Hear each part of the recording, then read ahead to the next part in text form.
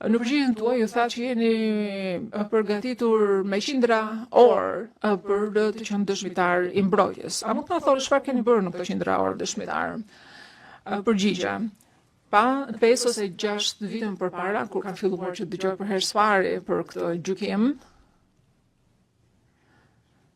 fillova që të shikoja formacionin, përbërjen e këtij tribunali, sepse është krijuar, kam folur me akademik, kam folur me jurist, jam përpjekur gjithashtu që të rishikoj, të shqyrtoj me aq sa di unë artikujt me shkrim ose dokumentet të cilat janë paraqitur në ekran, të cilat lehtësisht shfaqen këtu, por nuk kanë qenë lehtësisht shfaqura për mua, dhe rilexova shumë nga materialet ose artikujt, jam takuar gjithashtu dhe me ekipin e mbrojtjes në Washington, ndoshta një herë ose mbase 2 herë, jam takuar një ditë të plotë një herë ose 2 ditë të plota.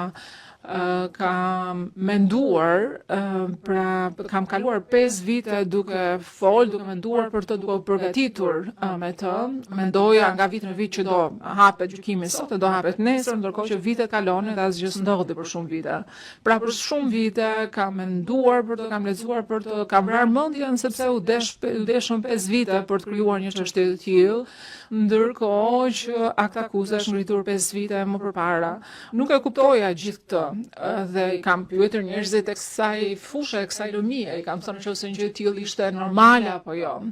Kam folur me juriste, me avokat, me një emër ndërkombëtar që më kanë thënë që kjo është mënyrë e pazakontë për të trajtuar një burr shteti i cili është dorëzuar vullnetarisht.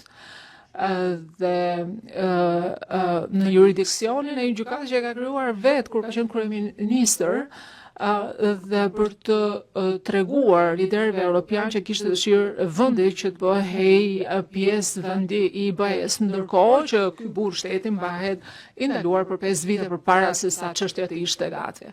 Pra këto janë gjëra me cilat kam mbajtur mendjen të mbushur dhe për cilat kam menduar për orë e orë të tëra.